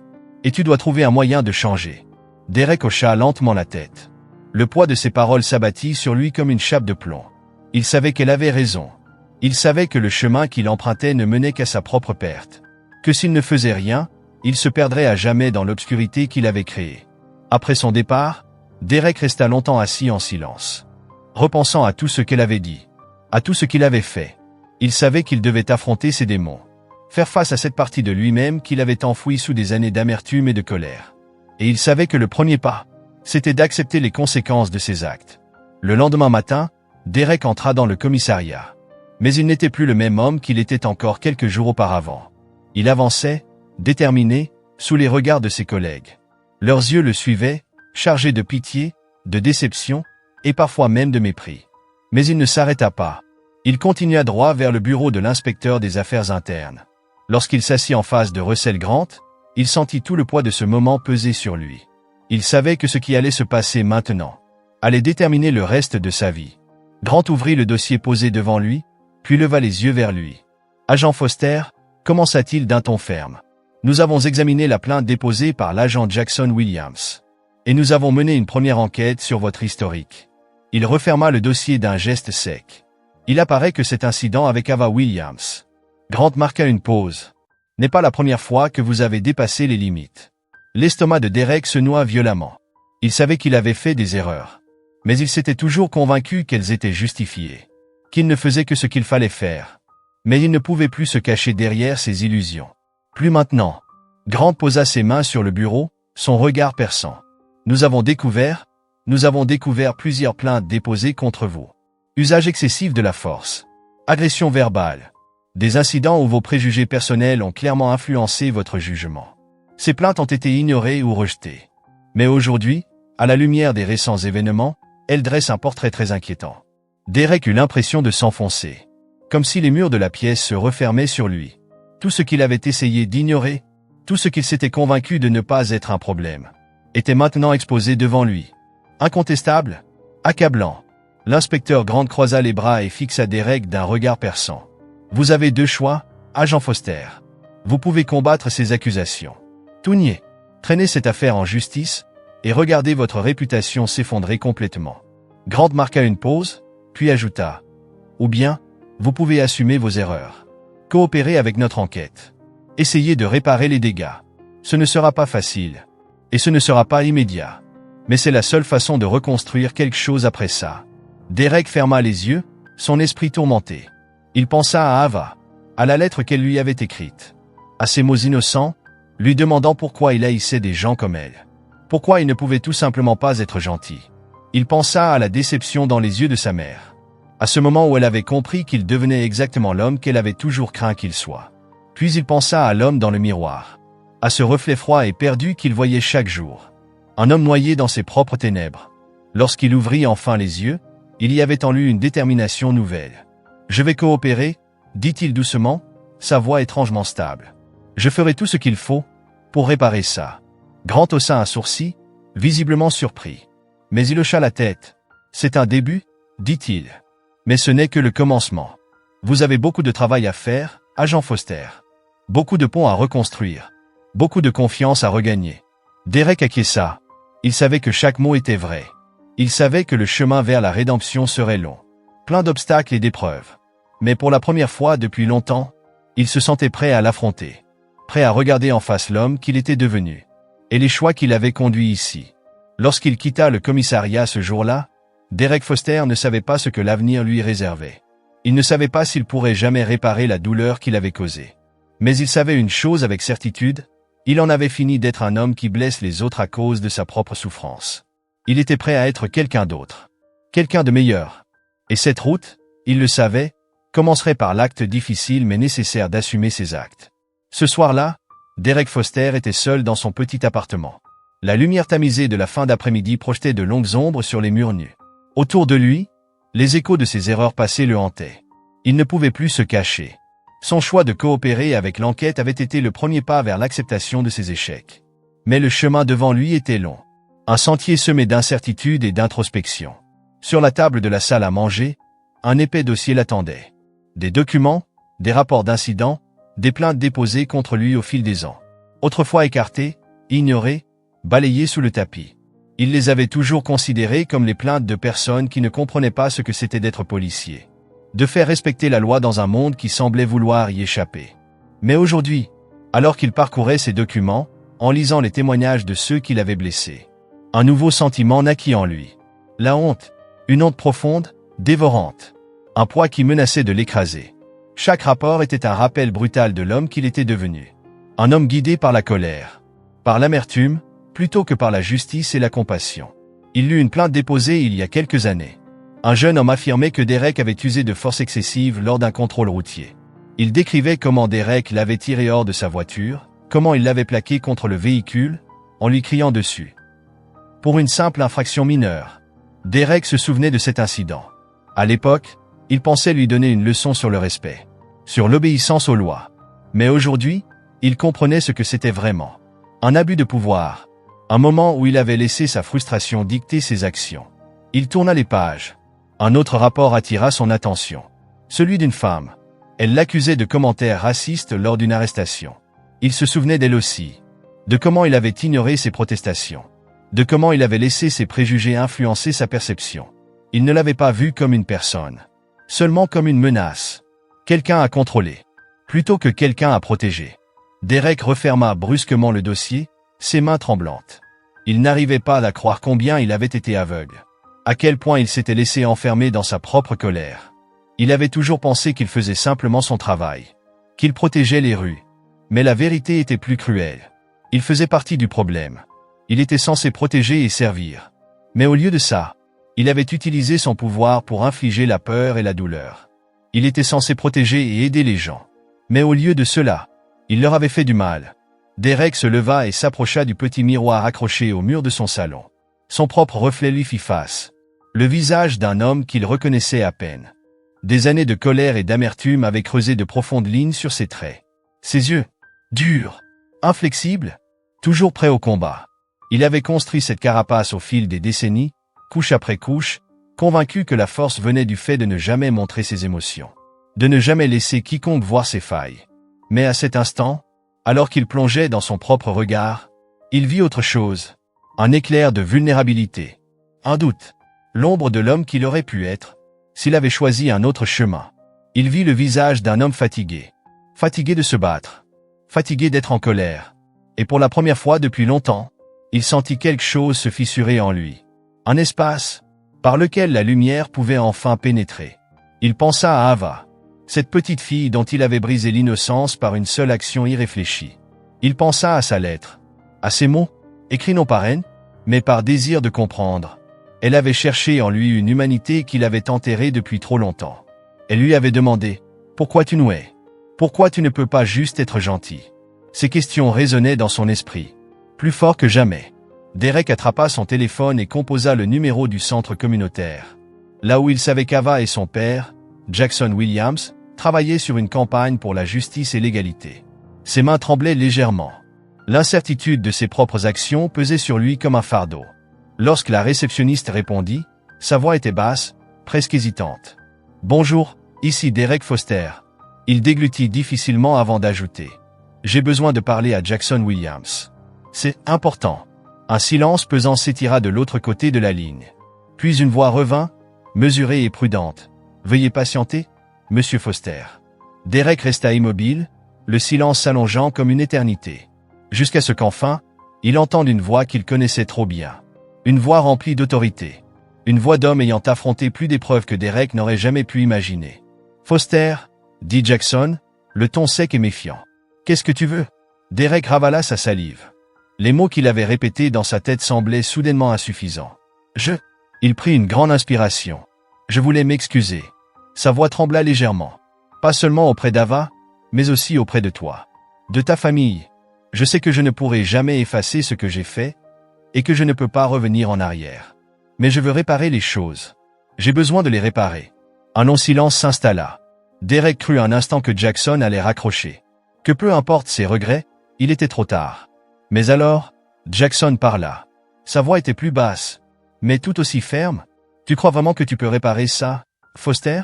Tu réalises ce que tu as fait à ma fille, à notre famille, à toutes les personnes qui ont vu cette histoire et qui ont vu leurs pires craintes sur des hommes comme toi confirmer? » Derek ferma les yeux, écrasé par le poids des mots de Jackson. « Je sais que je ne peux pas effacer le passé, » répondit-il lentement. Il choisissait soigneusement ses mots. « Mais je suis prêt à faire tout ce qu'il faudra pour commencer à réparer les choses. J'ai accepté de coopérer avec l'enquête. Je suis prêt à affronter les conséquences de mes actes. Mais je veux aussi apprendre, comprendre comment je peux changer. Comment je peux devenir quelqu'un qui élève les autres au lieu de les détruire. Un autre silence. Quand Jackson parla à nouveau, sa voix était plus douce, mais lourde de conviction. Si tu es sérieux à ce sujet, Foster, ce n'est pas juste une question de mots. C'est une question d'action. Tu dois affronter la partie de toi qui a permis que cela arrive. Et tu dois t'assurer que jamais, plus jamais, cette obscurité ne dicte tes choix. Derek sentit un nœud se former dans sa gorge. Il hocha la tête, même si Jackson ne pouvait pas le voir. Je suis prêt à faire ça. Sa voix n'était qu'un murmure, mais elle était sincère. Je ne veux plus être cet homme. Je suis fatigué de vivre dans la colère et la peur. Je veux être meilleur. Pour moi, pour Ava, pour tous ceux que j'ai blessés. Un dernier silence. Puis Jackson poussa un long soupir. On verra, dit-il finalement. On verra si tu es vraiment prêt à changer. Parce que parler ne coûte rien, Foster. Ce qui compte, c'est ce que tu fais à partir de maintenant. L'appel prit fin. Derek resta figé, la silence de la pièce s'abattant sur lui. Il savait que ce n'était que le début. Que des mots ne suffiraient pas pour regagner la confiance qu'il avait brisée. Pour guérir les blessures qu'il avait causées. Déterminé à agir, Derek contacta plusieurs programmes communautaires dédiés à l'égalité raciale et à la réforme de la police. Il s'inscrivit à des formations de sensibilisation. Il se porta volontaire dans un refuge pour communautés défavorisées. Il savait qu'il ne pouvait pas attendre le pardon. Il devait le mériter, un pas à la fois, une action à la fois. Dans les semaines qui suivirent, la vie de Derek commença à changer d'une manière qu'il n'aurait jamais imaginée. Au centre communautaire, les gens étaient méfiants au début. Ils gardaient leur distance, incertains de ses intentions. Ils voyaient la défiance dans leurs yeux, leur façon de l'observer, comme s'ils attendaient qu'il montre son vrai visage. Mais il ne se laissa pas décourager. Il continua à venir, jour après jour, à faire le travail, même quand c'était difficile, même quand il avait envie d'abandonner. Il passa des heures à écouter les histoires de ceux qu'il avait autrefois ignorés. Il entendit parler de leur lutte, de leur peur, de leurs espoirs pour un avenir meilleur. Il apprit comment le racisme systémique avait façonné leur vie, comment des gens comme lui avaient contribué à leur douleur, sans même s'en rendre compte. Et à mesure qu'il écoutait, quelque chose en lui commença à changer. Un après-midi, alors qu'il aidait à servir des repas dans un refuge, un jeune garçon s'approcha de lui. Ses grands yeux curieux le fixèrent avec un mélange de peur et d'admiration. « C'est toi, l'homme de la télé ?» La voix de l'enfant était hésitante. « Celui qui a blessé la fille ?» Derek s'agenouilla pour être à sa hauteur. Il le regarda droit dans les yeux. « Oui, c'est moi. » Sa voix était douce, empreinte de sincérité. « J'ai fait quelque chose de terrible. Et maintenant, j'essaie de réparer mes erreurs. J'essaie d'être une meilleure personne. » Le garçon l'observa un moment. Puis il hocha lentement la tête. « Ma maman dit que tout le monde fait des erreurs. » Il haussa les épaules. « Mais c'est ce qu'on fait après qui compte. » Derek sentit sa poitrine se serrer. Ces mots simples, ils le frappèrent de plein fouet. Quelques jours plus tard, Derek se tint devant le centre communautaire. Son cœur battait violemment dans sa poitrine. Il était venu voir Jackson Williams. Il savait qu'il était occupé, mais il devait lui parler. C'était important. Il prit une grande inspiration, puis franchit la porte. La réceptionniste releva la tête en le voyant. Elle le reconnut immédiatement. Son regard se durcit. « Puis-je vous aider ?» demanda-t-elle d'une voix froide. Derek sentit sa gorge se nouer. « Il s'éclaircit la voix, tentant de masquer son trouble. « Je suis ici pour voir Jackson Williams. Je sais qu'il est occupé, mais... » Il s'arrêta, prit une grande inspiration pour se donner du courage. « J'ai besoin de lui parler. C'est important. » La femme hésita, puis hocha lentement la tête. « Attendez ici. » Sa voix était brève, tranchante. Elle décrocha le téléphone, murmura quelques mots, mais ne le quitta pas des yeux, comme si elle craignait de le perdre de vue. Derek sentit les regards sur lui. Il savait que beaucoup de gens le reconnaissaient. Il pouvait voir le jugement dans leurs yeux, la colère, la méfiance. Il lui fallut toute sa volonté pour ne pas tourner les talons et fuir, pour ne pas s'échapper sous l'intensité de leurs regards. Mais il resta. Il avait une raison d'être ici. Et il ne fuirait pas. Quelques minutes plus tard, Jackson Williams apparut. Il était plus imposant que dans ses souvenirs, ou peut-être était-ce sa présence qui lui donnait cette allure. Son expression était neutre. Mais dans ses yeux, il y avait une dureté implacable, une détermination glaciale. Il traversa la pièce d'un pas sûr, sans hésitation.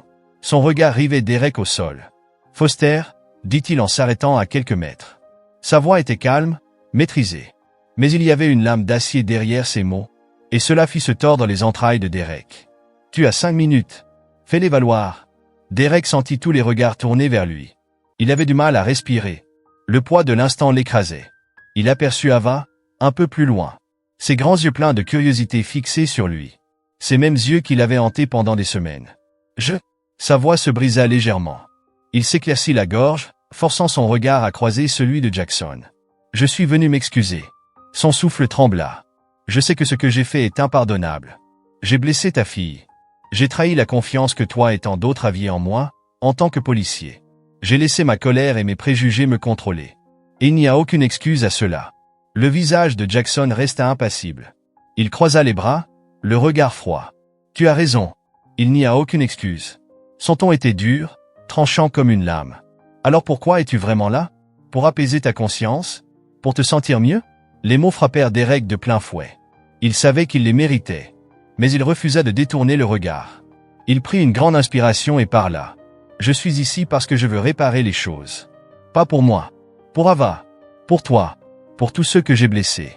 J'ai beaucoup réfléchi, et j'ai compris que je ne peux pas changer le passé. Mais je peux changer qui je suis à partir de maintenant. Il tourna son regard vers Ava. Elle le fixait en silence, son expression illisible. Derek sentit son cœur se serrer. Ava. Sa voix était douce, fragile. Je n'attends pas ton pardon. Je ne le mérite pas. Mais je veux que tu saches que je suis sincèrement désolé. J'ai honte de la façon dont je t'ai traité. Et je suis déterminé à faire tout ce qui est en mon pouvoir, pour que plus jamais personne ne traverse ce que tu as vécu. Ava leva les yeux vers son père. Puis elle regarda Derek à nouveau. Dans son regard, quelque chose vacilla. Une émotion qu'il ne parvenait pas à décrypter.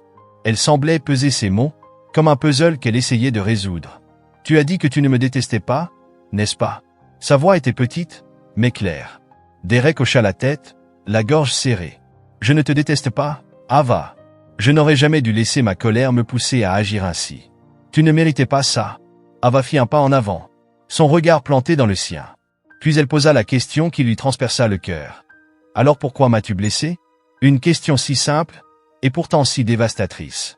Pourquoi m'as-tu poussé hors de mon fauteuil roulant? Que ai-je fait pour te mettre autant en colère? Derek eut l'impression que son cœur se brisait en 1000 morceaux. La réponse à cette question était si complexe, si entremêlée avec ses propres échecs et insécurités, qu'il ne savait même pas comment la formuler en mots. Il baissa les yeux vers le sol, honteux de sa faiblesse, de son incapacité à être l'homme qu'il aurait dû être. « Tu n'as rien fait, Ava ?» dit-il enfin, dans un murmure presque inaudible. « Ça n'avait rien à voir avec toi. C'était moi. J'étais en colère contre le monde. En colère contre moi-même. Et je me suis défoulé sur toi, juste parce que tu étais là. » Il prit une profonde inspiration, sa voix tremblante de regret. « Je croyais que j'étais plus fort quand je rabaissais les autres. Mais maintenant, je comprends que la vraie force, ce n'est pas blesser les autres. C'est être bon, même quand c'est difficile. » Ava le fixa longuement, son visage empreint de réflexion. Puis, à la grande surprise de Derek, elle glissa la main dans sa poche et en sortit un bout de papier plié. Sa petite main tremblait légèrement lorsqu'elle le lui tendit. « C'est la lettre que je t'ai écrite, » dit-elle. « Je veux que tu la relises. » Derek déplia le papier d'une main tremblante. Ses yeux suivirent chaque mot, lentement, laissant chaque phrase s'imprégner en lui. Elle y parlait de la douleur qu'il lui avait causée, de la peur qu'elle avait ressentie, mais aussi de son refus de le haïr. Elle ne voulait pas être comme lui. Elle ne voulait pas se laisser consumer par la colère et l'amertume. Elle voulait être meilleure. Elle voulait croire que les gens pouvaient changer, même lorsque cela semblait impossible. Lorsque Derek termina sa lecture, sa vision était brouillée par les larmes. Il ne put les retenir. Il leva les yeux vers Ava. Et pour la première fois depuis des années, il vit vraiment une autre personne. Pas un obstacle, pas une cible de sa frustration, mais une âme humaine, une petite fille qui avait choisi de lui offrir de la gentillesse, malgré tout ce qu'il lui avait fait subir. « Je ne mérite pas ta gentillesse, » souffla-t-il, la voix brisée. « Mais je te promets une chose, je vais travailler chaque jour pour en être digne. Je vais m'assurer que plus jamais personne ne ressente ce que tu as ressenti. Que plus jamais personne ne souffre à cause de mes erreurs. » Ava leva les yeux vers son père, qui hocha légèrement la tête. Son expression était toujours réservée, mais plus douce qu'avant. Puis, Ava se retourna vers Derek et dit « Je vais te pardonner. Mais pas parce que tu le mérites. Je vais te pardonner parce que je crois que tout le monde peut être meilleur s'il essaie vraiment. Je crois que si tu veux vraiment changer, alors tu y arriveras. Derek sentit un sanglot lui monter à la gorge. Il tenta de le ravaler, de garder son sang-froid, mais il n'y arriva pas. Les larmes coulèrent librement, alors qu'il restait debout, devant cette petite fille. Cet enfant qu'il avait brisé. Et qui pourtant, lui offrait une chance qu'il n'aurait jamais cru mériter. « Merci » murmura-t-il. Sa voix était emplie de gratitude et de remords. « Merci de me donner la chance d'être meilleur. » Jackson s'éclaircit la gorge, ramenant Derek à la réalité. « Foster » Sa voix était ferme, mais pas cruelle. « Ce n'est que le début. Le pardon n'est pas une excuse. C'est une invitation au changement. Tu as un long chemin devant toi. Et si tu es sérieux, tu vas devoir le prouver. Avec des actes, pas seulement des mots. » Derek hocha vigoureusement la tête, essuyant ses larmes d'un revers de main. « Je vais le prouver, » affirma-t-il, sa voix redevenue ferme. « Je ne vais pas gâcher cette chance. Je le dois à Ava. Je te le dois. Et je me le dois à moi-même. Pour enfin devenir l'homme que j'aurais dû être depuis le début. » Jackson hocha la tête, un léger signe d'approbation. Puis, il posa une main sur l'épaule de sa fille. « Viens, Ava, » dit-il doucement. « On a encore beaucoup de travail. » Alors qu'il s'éloignait, Ava jeta un dernier regard vers Derek. Elle lui adressa un petit sourire. Un sourire d'espoir. Ce sourire lui disait que, malgré tout, malgré la douleur et les erreurs, il y avait encore une chance. Encore un espoir de rédemption. Derek les regarda partir, se sentant plus léger qu'il ne l'avait été depuis des années. Il savait que son chemin serait long, que regagner la confiance qu'il avait perdue prendrait du temps, des efforts et une profonde introspection. Mais pour la première fois, il était prêt à affronter ses propres démons, à construire une vie tournée vers la guérison plutôt que vers la destruction. Il replia soigneusement la lettre et la glissa dans sa poche, comme un rappel de la gentillesse qu'Ava lui avait montrée, de ce pardon inespéré qui lui offrait une seconde chance. Lorsqu'il quitta le centre communautaire, l'air lui sembla un peu plus chaud. Et Derek Foster sut qu'il était enfin sur la bonne voie, la voie vers l'homme qu'il aurait toujours dû être. Elle avait commencé à transformer sa douleur en un message d'espoir et de transformation. L'initiative avait rapidement pris de l'ampleur, attirant l'attention d'activistes, de leaders communautaires et de personnes de tous horizons, inspirés par l'histoire d'Ava et son courage à pardonner. Derek se tenait en retrait, son regard fixé sur la bannière suspendue au-dessus de la scène. Elle portait ces mots. La force de l'espoir, une campagne pour la justice et l'unité. Ce mot, espoir, résonna profondément en lui. Il ne put s'empêcher de penser à l'ironie de la situation. Une petite fille, une enfant qu'il avait blessée. C'était elle qui lui apprenait la signification de l'espoir. C'était elle qui lui montrait ce que cela signifiait de croire en la possibilité du changement. L'événement commença. Ava monta sur scène. Sa silhouette était menue, mais son aura puissante. La foule se tut immédiatement. Tous les regards étaient braqués sur elle. Elle était une oratrice née. Sa voix était stable, emplie d'une conviction bien plus grande que son âge. Elle parla de son expérience, pas dans un but d'apitoyer, pas dans un désir de vengeance, mais avec un appel à la compréhension et à la compassion. Elle parla du besoin de changer les systèmes, ceux qui permettaient aux préjugés et à l'injustice de prospérer. Elle défia chaque personne présente dans la salle de regarder en eux-mêmes et de confronter leurs propres biais. Puis, elle déclara « Et tout commence par le pardon ». Sa voix était claire et inébranlable. Le pardon, ce n'est pas excuser les erreurs de quelqu'un. C'est lui offrir l'opportunité d'être meilleur, de grandir, d'apprendre. C'est croire que, peu importe à quel point quelqu'un nous a blessés, il peut changer s'il est prêt à faire les efforts nécessaires. Derek sentit son cœur se serrer en entendant ces mots. Il savait qu'elle parlait de lui, que son message était autant un défi pour lui que pour tous les autres dans cette salle. Il sentit les regards converger vers lui, les murmures, la méfiance qui le suivait partout où il allait. Il prit une grande inspiration, se préparant à ce qu'il était sur le point de faire. Lorsqu'Ava termina son discours, Jackson prit la parole. « Merci, Ava, » dit-il, sa voix empreinte de fierté. Il se tourna vers la foule. Aujourd'hui, quelqu'un a pris la décision de faire les premiers pas vers la rédemption. Pas seulement envers notre famille, mais envers toute la communauté qui l'a blessé. Je sais que beaucoup d'entre vous ont des sentiments partagés à ce sujet. Et je le comprends. Mais il est ici, car il est prêt à travailler. Parce qu'il sait que les mots seuls ne suffisent pas. Jackson se tourna vers Derek et lui fit un léger signe de tête. Une invitation silencieuse à le rejoindre sur scène. Derek sentit ses jambes se figer. Elles lui semblaient aussi lourdes que du plomb. Il pouvait sentir le poids de chaque regard, de chaque murmure, du scepticisme et du doute flottant dans l'air. Mais il savait qu'il devait affronter cela de face. Il s'approcha du micro, les mains légèrement tremblantes. Face à lui, une mer de visages. Certains attendaient. D'autres étaient hostiles. D'autres encore semblaient simplement curieux. Il s'éclaircit la gorge, cherchant les bons mots. Des mots qui pourraient combler le fossé entre ce qu'il était et ce qu'il espérait devenir. « Je n'attends pas de pardon », commença-t-il, sa voix rauque. Je n'attends pas que vous me regardiez et voyiez une bonne personne. Il prit une grande inspiration. Je ne suis pas d'ici pour vous demander d'oublier ce que j'ai fait. Je suis ici parce que je veux réparer mes erreurs. Parce que je dois les réparer. Il marqua une pause.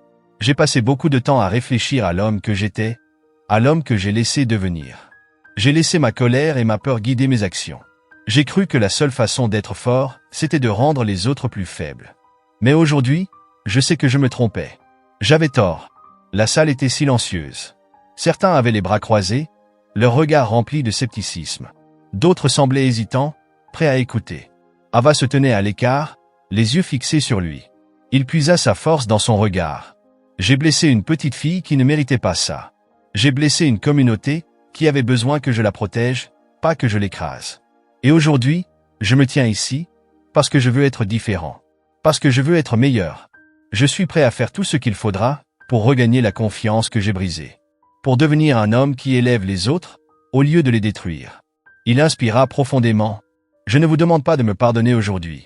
Je vous demande de me surveiller, de me tenir responsable, de vous assurer que je ne dévie plus jamais de ce chemin. Je vous demande de m'aider à devenir l'homme que j'aurais toujours dû être. Un silence lourd suivit ces paroles. La foule semblait figée, comme si elle pesait chaque mot, cherchant à déterminer s'ils étaient sincères. Puis, lentement, quelqu'un au fond de la salle commença à applaudir.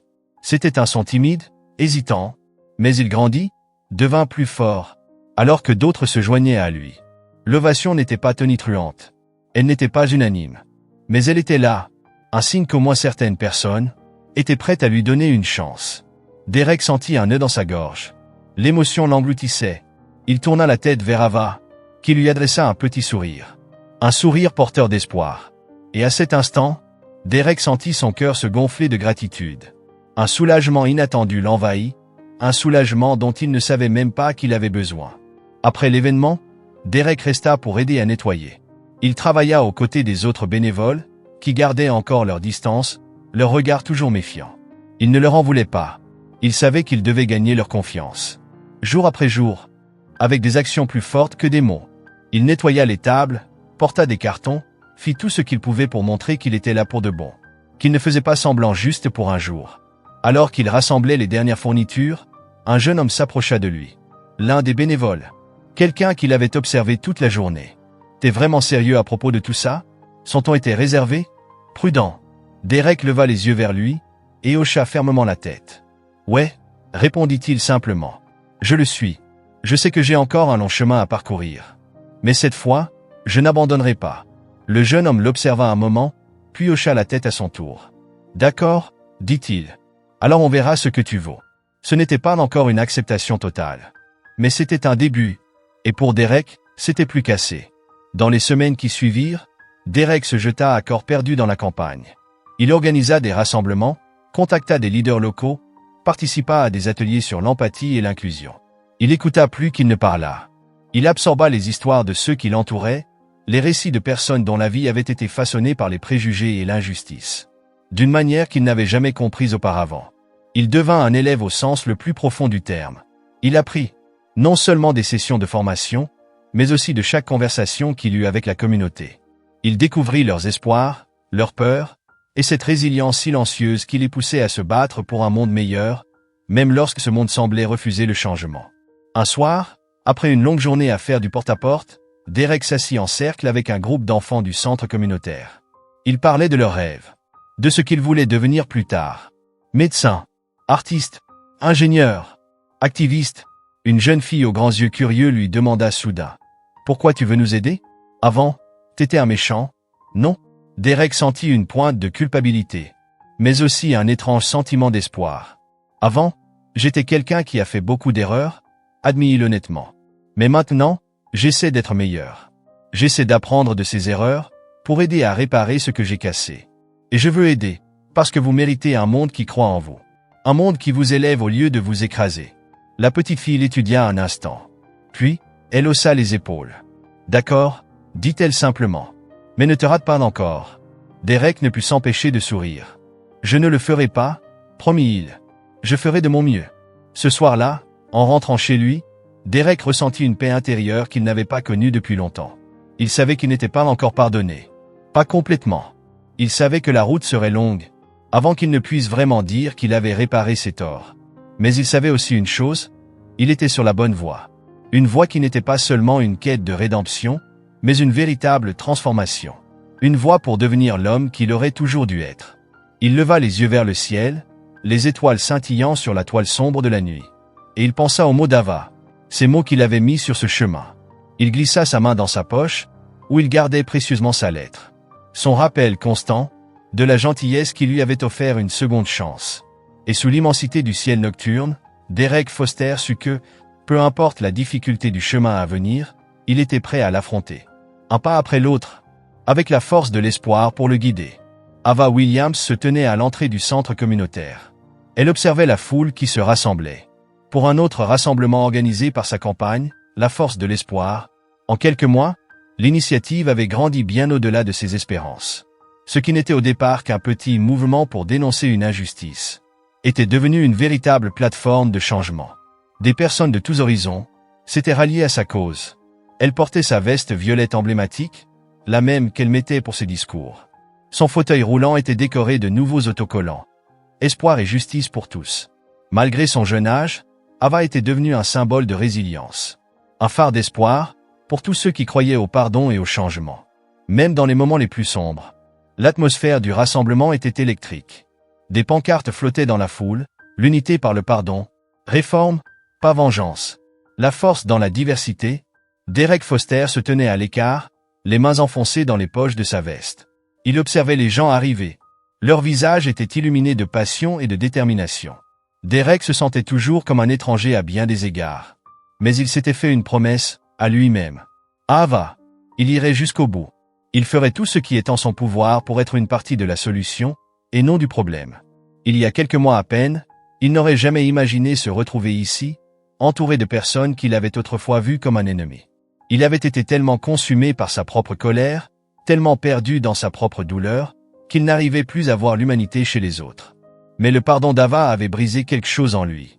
Et maintenant, il essayait de remplir cet espace vide avec quelque chose de meilleur. Avec de l'espoir, avec de la compréhension, avec le désir sincère de faire une réelle différence. Sur la scène improvisée, Jackson Williams s'avança vers le micro. Sa seule présence captiva immédiatement la foule. Il portait un costume simple, son visage calme, mais ses yeux brûlaient de conviction. Il leva une main pour demander le silence. La foule se tut instantanément. Tous les regards étaient rivés sur lui. « Merci à vous tous d'être ici aujourd'hui », commença Jackson, sa voix grave portant au-dessus de l'assemblée. « Aujourd'hui, nous ne sommes pas réunis uniquement pour parler de ce qui a mal tourné. Nous sommes là pour réfléchir à ce que nous pouvons faire pour arranger les choses. » Il marqua une pause, balayant du regard la mer de visage devant lui. Beaucoup hochaient la tête en signe d'approbation. Ce mouvement a commencé à cause d'un acte terrible commis contre ma fille, Ava. Mais il est devenu quelque chose de bien plus grand. Un appel à la justice, à l'empathie, et à un changement véritable dans nos communautés. Le changement ne se produit pas du jour au lendemain. Et il ne vient pas facilement. Il exige du travail, des conversations difficiles, et le courage de confronter nos propres erreurs et préjugés. Mais surtout, il demande la volonté de croire que nous pouvons tous être meilleurs, que nous pouvons dépasser la haine, et construire un avenir fondé sur l'amour et le respect. Un tonnerre d'applaudissements éclata.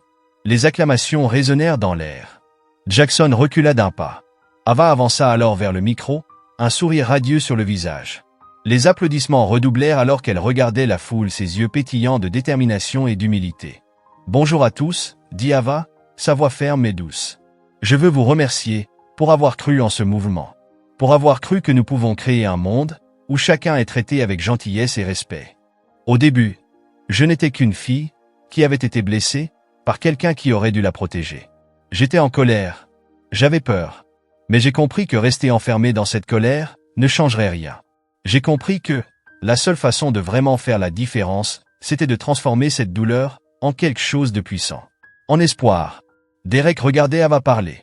son cœur lourd d'une admiration mêlée de culpabilité. Il n'arrivait pas à croire que cette même petite fille qu'il avait un jour poussée hors de son fauteuil roulant menait maintenant un mouvement. Elle se tenait devant des milliers de personnes, avec une grâce et une sagesse bien au-delà de son âge. Sa capacité à pardonner, à voir le bien en chacun, même en ceux qui lui avaient fait du mal, était quelque chose que Derek essayait encore de comprendre, quelque chose qu'il voulait apprendre. Ava poursuivit, son regard balayant la foule. C'est pour cela que nous sommes ici aujourd'hui, pour rappeler à chacun que nous ne sommes pas définis par nos pires erreurs, mais par la façon dont nous choisissons de grandir à partir d'elles. Nous avons tous le pouvoir de changer. Nous avons tous le pouvoir d'être meilleurs. Et c'est à nous, à chacun d'entre nous, de faire ce premier pas. De nous demander, que puis-je faire pour rendre le monde plus juste, plus bienveillant? La foule éclata en applaudissements. Certains scandaient son nom. D'autres essayaient de retenir leurs larmes, visiblement bouleversés par ses paroles. Ava les regarda, son sourire s'agrandissant encore, se nourrissant de l'énergie et du soutien du public. Puis, elle prit une grande inspiration et posa ses yeux sur Derek. Son expression s'adoucit. Et aujourd'hui, nous avons ici quelqu'un qui essaie justement de faire cela. Elle désignait Derek. La foule se tut immédiatement. Leurs regards se tournèrent vers lui. Un murmure collectif s'éleva. Curiosité, méfiance. Derek sentit son cœur s'accélérer. Il s'était préparé à cet instant. Mais se tenir là, face à eux, il se sentait plus vulnérable que jamais. Il prit une profonde inspiration et s'avança vers la scène, d'un pas lent mais déterminé. Il sentit chaque regard peser sur lui, chaque jugement, chaque espoir fragile. Il grimpa sur scène, se tenant maintenant aux côtés d'Ava. Il était comme sous un projecteur invisible, dévoilé dans toute sa vérité. « Bonjour à tous. » Sa voix tremblait légèrement, mais il continua. « Je sais que beaucoup d'entre vous ne veulent pas me voir ici. Je sais que j'ai fait des choses dont je ne suis pas fier, que j'ai blessé des gens, que j'ai brisé la confiance qu'on avait placée en moi. Et je sais que des mots ne suffisent pas pour réparer cela. » Il inspira profondément, puis tourna les yeux vers Ava. Elle lui fit un petit signe de tête. Un simple geste, mais il y puisa la force dont il avait besoin pour prononcer les mots qui allaient suivre. Nous sommes tous tombés, mais nous avons tous le pouvoir de nous relever, de réparer nos erreurs, de devenir le changement que nous voulons voir dans le monde. La foule resta silencieuse. Les visages étaient marqués par un mélange d'émotions. Certains étaient sceptiques, les bras croisés, leurs regards durs et pleins de doutes. D'autres semblaient s'attendrir un peu, leurs expressions laissant entrevoir une lueur d'espoir. Une volonté d'au moins écouter. Il y a quelques mois, j'ai laissé ma colère et mes peurs guider mes actions, déclara Derek, sa voix se brisant légèrement. J'ai blessé une petite fille qui ne méritait pas ça. Et j'ai trahi les principes que j'avais juré de défendre. Mais cette petite fille, Ava, il tourna les yeux vers elle. Elle m'a montré ce qu'est la vraie force. Elle m'a appris que le pardon, ce n'est pas être faible. C'est avoir le courage de croire en la capacité de quelqu'un à changer, même quand il ne le mérite pas. Il s'arrêta un instant, prenant une grande inspiration pour se stabiliser. Et aujourd'hui, je veux vous dire que je ne suis pas ici pour être pardonné. Sa voix était plus forte maintenant, plus assurée. Je suis ici pour mériter ce pardon. Jour après jour, par mes actes, je suis ici pour travailler aux côtés de cette communauté, pour apprendre de mes erreurs, et pour aider à bâtir le monde auquel Ava croit. Un monde où la gentillesse est plus forte que la haine.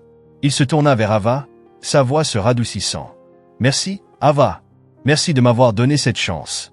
Merci d'avoir cru que je pouvais être meilleur, même quand moi, je n'y croyais pas. Un lourd silence s'abattit sur la foule. L'air était chargé d'émotion. Puis, lentement, des applaudissements éclatèrent. Au début, seulement quelques personnes, puis des dizaines, puis des centaines. Ce n'était pas un tonnerre d'acclamations. Ce n'était pas une acceptation totale. Mais c'était un début, un signe que, peut-être, juste peut-être, ils étaient prêts à lui laisser une chance. Derek balaya du regard l'assemblée. Son cœur battait à tout rompre. Il avait passé tant d'années à se fermer aux autres, à se cacher derrière sa colère et son orgueil. Mais là, sur cette scène, aux côtés d'Ava, il eut l'impression que, pour la première fois, il s'ouvrait enfin, comme s'il laissait enfin entrer la lumière. Alors que les applaudissements se poursuivaient, Derek sentit une petite main glisser dans la sienne. Il baissa les yeux et vit Ava lui sourire. Sa petite main tenait fermement la sienne. « Tu t'en sors très bien » chuchota-t-elle. Sa voix était remplie d'une force douce et apaisante. « Continue à croire en toi. » Derek serra doucement sa main en retour, les larmes lui montant aux yeux. « Merci, Ava, murmura-t-il. Pour tout. » Le rassemblement continua. Des membres de la communauté prirent la parole. Ils partagèrent leurs histoires, parlèrent de l'importance de l'empathie, de la réforme et du travail collectif, pour bâtir un avenir plus lumineux. Derek resta près d'Ava et de Jackson, écoutant attentivement. Il apprenait de chaque parole, de chaque témoignage. Il savait qu'il avait encore beaucoup à apprendre, beaucoup à réparer, mais il était prêt à relever ce défi. Alors que le soleil commençait à se coucher, baignant la foule d'une douce lueur dorée, Derek ressentit une paix intérieure qu'il n'avait pas connue depuis des années. Il savait que le chemin de la rédemption serait long, plein d'obstacles et de doutes. Mais il savait aussi que cette fois, il ne marcherait pas seul. Il avait Ava, il avait Jackson, et il avait cette communauté, qui était prête à lui laisser une chance de prouver sa valeur. Mais surtout, il avait l'espoir. L'espoir qui change les cœurs. L'espoir qui transforme le monde. Alors qu'il se tenait là, entouré de ceux qui croyaient en ce même espoir, Derek Foster sut qu'il était enfin, véritablement, sur la bonne voie. Levé de soleil, le ciel du soir était peint de teintes orangées et roses. Un décor parfaitement assorti, à ce qui ressemblait à une nouvelle aube pour Derek Foster. Un son rythmé, qui grandissait à chaque seconde. Puis, une voix, 2 voix, 10, bientôt, toute la foule se mit à scander. Le changement est possible. Le changement est possible. Le chant se propagea, comme une vague d'espoir, se renforçant à chaque nouvelle voix qui s'y joignait. Derek sentit une larme couler sur sa joue. Mais il ne l'essuya pas. Il avait passé des années à cacher ses émotions, à ériger des murs autour de son cœur, pour se protéger de la vulnérabilité, de la faiblesse. Mais à cet instant précis, debout sur cette scène, il se sentait plus fort qu'il ne l'avait jamais été. Pas parce qu'il était invulnérable, mais parce qu'il s'était enfin ouvert à la possibilité du changement, à la rédemption. Alors que les acclamations continuaient, Ava leva sa main et prit doucement celle de Derek dans la sienne. Elle la serra légèrement, ses petits doigts chauds et réconfortants. « Tu as bien fait » chuchota-t-elle, assez fort pour qu'il soit le seul à l'entendre. « Tu fais du bon travail. » Derek baissa les yeux vers elle, sa voix brisée par l'émotion. « Merci, Ava, dit-il, serrant sa main en retour. « Merci d'avoir cru en moi, même quand moi, je n'y croyais pas. » Le rassemblement se poursuivit. Des leaders communautaires prirent la parole. Ils parlèrent de l'importance de l'éducation, de l'empathie et de la nécessité de bâtir des systèmes qui favorisent la croissance, plutôt que la punition. Des activistes partagèrent leur vision d'une société plus juste, plus inclusive, plus bienveillante. Et, tout au long de la soirée, Derek écouta. Il absorba chaque mot, chaque leçon. Il savait que c'était sur ces fondations qu'il devait reconstruire sa vie. À mesure que la nuit avançait, Derek se retrouva entouré de personnes qu'il avait autrefois considérées comme un ennemi. Ils s'approchèrent un par un. Certains lui adressèrent des mots d'encouragement. D'autres étaient encore hésitants, mais prêts à lui donner une chance. Une femme âgée prit ses mains dans les siennes. « Je ne sais pas si je pourrai un jour te pardonner, » dit-elle, d'une voix douce mais ferme. « Mais je respecte le fait que tu essaies de réparer tes erreurs. » Elle lui lança un regard perçant. « Ne nous déçois pas. » Un jeune homme, qui n'avait sans doute pas plus de 20 ans, s'avança ensuite. Son regard était déterminé. « Tu as encore beaucoup de travail à faire, mec, » dit-il. Sa voix était directe, sans être cruelle. « Mais si Ava voit du bon en toi, alors je suis prêt à te laisser une chance. » Il le fixa droit dans les yeux. « Ne gâche pas ça. » Derek hocha lentement la tête. Chaque interaction était un pas de plus sur le chemin de la rédemption. Chaque mot, un rappel du chemin qu'il devait encore parcourir. Il savait qu'il ne méritait pas encore leur pardon. Mais il savait aussi qu'il était prêt à l'obtenir.